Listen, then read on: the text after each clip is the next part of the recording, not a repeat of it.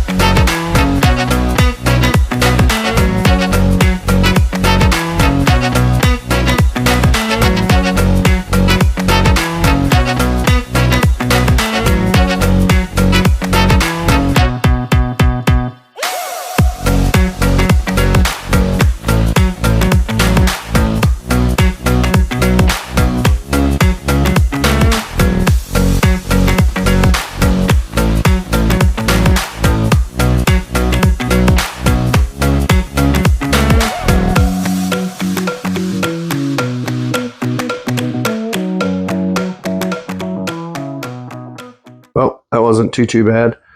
Just a reminder, there is a flat bar that goes across here. You can see the tops of the carriage bolts here. It goes from underneath. Make sure you have that out before you try to install this torque tube. If that plate's in, the torque tube won't go on with the propeller shaft going through. So anyway, we've got the torque tube on, we've got the bell housing on. I've already gone in here. I replaced, there's two springs, one on the top and one on the bottom. Those are the return springs for the drive clutch throwout bearing. So you can see now if I'll reach back here and pull on this foot pedal, you can see the throwout bearing goes forward and back. So basically that throwout bearing is just pushing on, just like the steering clutch, the fingers for the pressure plate. It's pushing on the fingers for the pressure plate for the engine for the drive clutch. So anyway, new springs, new throwout bearing, everything's cleaned and lubricated, and we should be good to go on that end. So we're good here with the frame. I'm just working on cleaning up some of these pieces here for the clutch and brake assembly. When you push the or pull the levers for the steering clutch, the throwout bearing again pushes on these three tabs, and it gets rolled out by these ball bearings here. They basically sit in a detent hole, and when you pull on that lever, they roll out of that hole and push. Here's the throwout bearing here on the other side, and push that out to disengage the clutch. So we got new throwout bearings for this too. So we're going to clean all these parts and pieces, and then put a light coat of grease on everything so that it doesn't flash rust. And trust me, these pieces you want to be clean and well lubricated to save lots of time in the future. If you look over here, I have the brake band. Let me set this tripod up to hold this while I show you this. So this is why I really preach the importance of cleanliness. So here's the brake band. If you remember, on the top of the steering clutch housing, there's a small square access panel that you can reach down in to adjust this brake band. So this brake band basically opens and closes on the brake drum. And this little nut here with the lines in it is what you have to turn to adjust this brake band. So as you can see, out of the housing, the screwdriver will fit into the slot. And it doesn't, I mean, it turns it, but you're really just kind of twisting it. Then you got to go to the next one and twist it some more. This one moves real easy. It's in really pretty good shape. But anyway, that's how you adjust your brake band. So it's imperative to have this nut and these threads super clean and lubricated, so that when you're in a dark steering clutch housing area and you're reaching through a little 4-inch by 4-inch hole, that you can easily turn this with a screwdriver to make adjustments on your brake shoe. It's like I said, this is probably the best moving one I've ever seen. So, but just make sure these things are clean. It's going to save you a lot of trouble and heartache later on. One final little reminder, everywhere in this brake, steering, clutch housing, there's tons of pins, push pin types with cotter pins.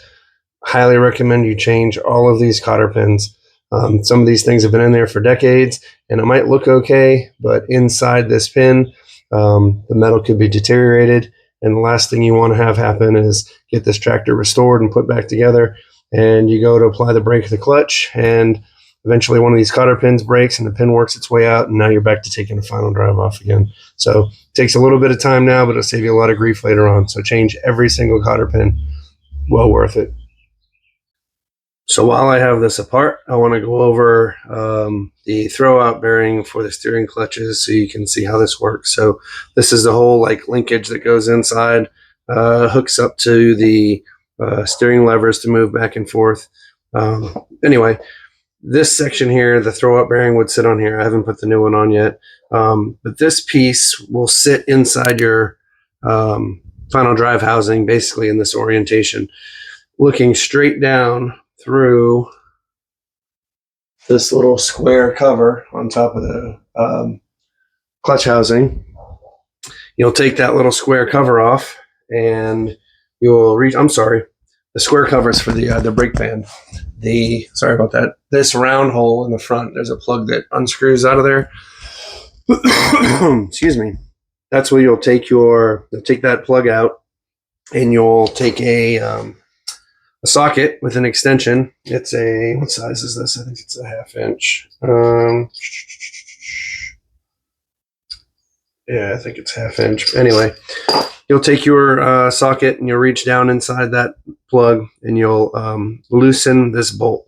Now, when you loosen this bolt, it'll allow you to get like a screwdriver, a bar or something. And when you push on this bolt, watch what happens to where the throwout bearing would be. See how it moves out? Or it moves back in. So basically, this piece here threads out. It uses this bolt and this pin to ride inside these angled grooves. All right. So again, the throwout bearing gets pressed on this collar here. If you want to make an adjustment for your steering clutches, you would open that round plug at the front of the steering housing. I'm sorry, the steering housing, and you would loosen this bolt. Do not take it all the way out. If it drops inside there, that's a wrap, Jack. You're taking the final drive off to fish it out. So you just want to loosen it. That's why it's so important when you have this stuff apart right now to get everything cleaned and lubricated. So you'll loosen it, and then you'll get a screwdriver and you'll push it out until the throwout bearing starts to make contact with the fingers and the pressure plate. So if you have a crawler and you have lots of play in the joysticks, the steering levers, that's because this throwout bearing is pushed back too far. And when you go to, here's where those balls go on the back in the detents, when that goes to roll out to push on that throwout bearing, it's too far away. It's too far out of adjustment. So you have all that play and slop in your steering levers. So anyway, once you get your throwout bearing adjusted to where it needs to be, then you tighten down on this bolt. We'll do it by hand here. There we go. And then that's it. It locks in. It won't move. So that's your steering clutch adjustment out of the steering housing. And again, once it's back together, when we make the adjustments, I'll show you. But this is a good opportunity to show you how important it is to take all this stuff apart, get all that old grime, grease, and junk out, and get some new grease and lubrication in there. It's going to make your life a whole lot easier. So this is it. This is going to be the final drive assembly for the steering clutches and brakes. So I've cleaned all the components, as I mentioned earlier, and got everything pretty much lubricated with a light coat of grease. Just a reminder, make sure you have your equalizer spring inside your differential. We talked about that earlier, where the two quill shafts for the final drives come together. There's an equalizer spring. It just floats in the middle there. So just verify that that is in there. I did get new throw-out bearing sleeves.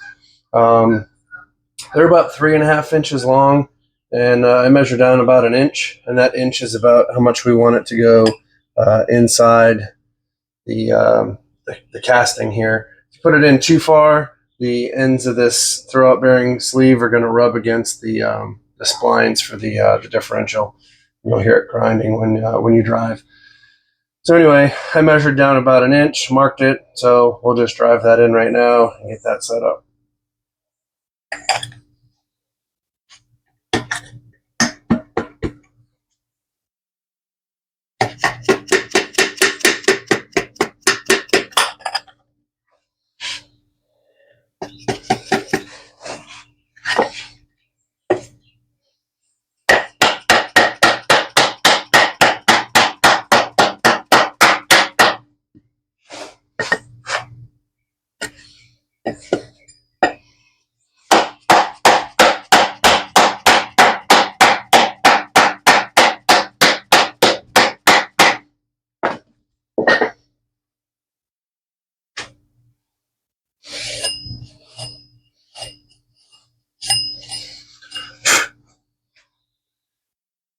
All right, now that the throw-out bearing sleeve is installed, you can see I've taken the good old trusty red and tacky and placed it in the detents for the 3-ball bearings. So that grease will help those bearings stick in place while we assemble.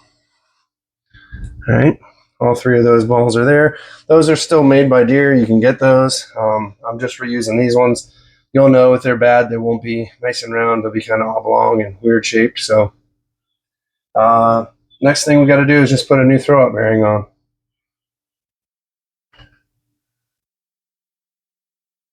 All right, so here's my throw-out bearing assembly, which we've already lubricated. And here's a new throw-out bearing. Basically, that throw-out bearing just slides right on there. It's a bit loose, but it's going to be all right.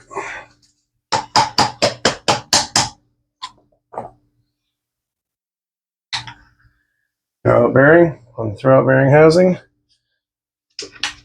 Now remember, on the back here, you can see the detents for where those balls are going to go. So we'll grab some more grease.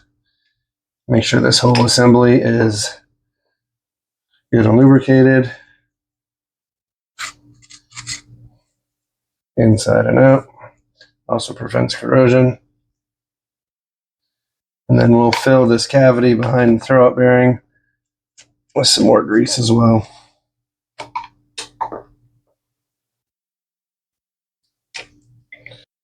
All right, time to install it in. So we're going to kind of put this whole linkage in together. This is the shaft that's going to go through up here. I put some grease in there.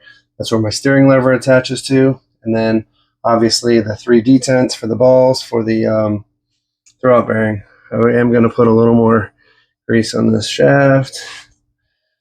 Can't have too much. Well, I guess you can, but all right. Go ahead and get this installed on here. Basically, this is just going to slide on the shaft. And we'll put this pin in that hole all about the same time. Boom, there you go. All right, so here I'm going to show you basically how this should all be oriented. This is just for the brake that's going to get swung up out here. But as far as the throwout bearing goes. I'm going to simulate pulling back on the steering lever, and you'll see that it will push the throwout bearing back. Now there's springs that go on there. I guess I should just show you once it's together, but you can see as I rock this back, which would simulate the steering lever pulling back, it's going to push this throwout bearing out. And that's just those 3 balls in here riding out of that detent. And that's how you operate your steering clutch. So you can still get these springs. It's a 2-pack. It's part number M891T as in Tango. Put that there for you. So there's 4 of those, and they basically hook on to the throwout bearing housing and then onto the casting here. And that's what's going to return the throwout bearing in. So I'll go ahead and put those on and we'll continue with the video. All right, so I've got all 4 of the throwout bearing return springs installed. Next thing I'm going to install is part of the brake linkage. I've lubricated this shaft down here, and basically it's just going to slide over that pin, and then this linkage is going to connect up top here. Oops.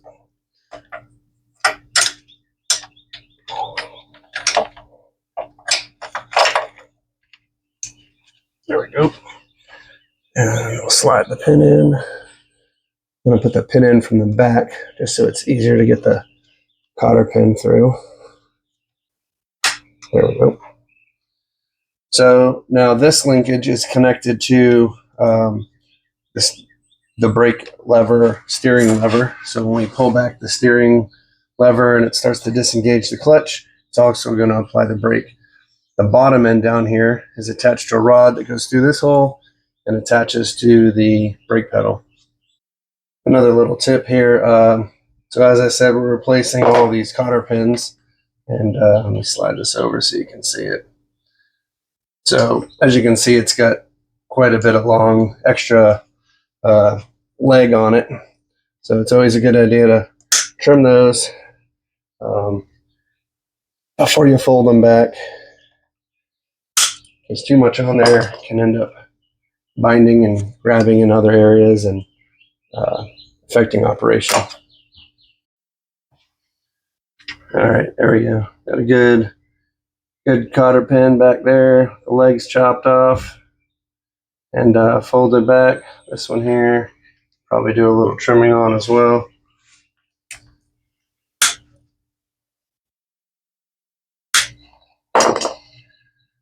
I always like to try to bend these in as much as possible, again, to prevent catching on something else. So here's a little example of the brake section here. Again, there would be a rod here at the bottom that goes through and attached to the foot pedal. But as this brake moves, it's going to open and close the band, which we're about to put on. If you look up at the top here, you can see a bolt that goes through with a lock nut. That's how you adjust your brake tension. And when the brake engages after the clutch has been disengaged. We'll get into that once we do the adjustments. So the next thing is going to be the brake band. Let's pull this pin out for now. Again, everything's been coated in some grease and wiped down. It's just going to make assembling things a lot easier. So this tab down here, you can see there's a hole in it in this part of the brake band. That's going to be one of the pins for the final drive is going to slide through there. So be aware of that as you're lining this up. So basically it's just going to slide in here. I'm going to move this pin over to the top,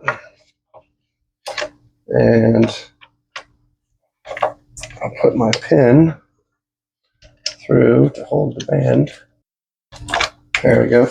All right, so now that pin's in, I'm going to put a cotter pin on the other side, and basically this band just kind of floats around in this housing. So it keeps from rotating by this pin here at the bottom. And that's about it. So I'll adjust this band out as wide as I can so that when it comes time to put the final drive in, the brake drum will go into the band here easily.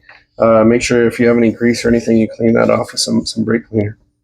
You can see the contrast for the white paint. to all the mechanicals and how much easier it is going to be to get in to make these adjustments. Got ahead of myself a little bit. There's a little clip that goes on this stud to hold the brake elbow from coming back off. Don't forget the clip. All right, well, that's going to do it for today. Got both steering clutch assembly components assembled. Everything's lubricated. Just waiting on, I got to build the brake rods for each side. Just waiting on 2 parts to come in and a little welding. Once I get those rods in, then we can go ahead and install the final drives and make our clutch and brake adjustments. So probably next weekend. And then we'll shoot for maybe the weekend after that to do the engine, put the engine back together. Should have all my parts in by then. So moving along. I appreciate the views and hope you learned something, and hopefully this will help somebody get their steering, clutch, brake assemblies put together. Like I said, it's not that hard. Biggest thing is just take your time, go through the book, read the book, follow the instructions, make sure everything's clean, make sure everything's lubricated. Take the time now while you have it apart to do all the little maintenance things, right? Replace all those cotter pins, grease fittings, all that kind of stuff, because now's the time to do it.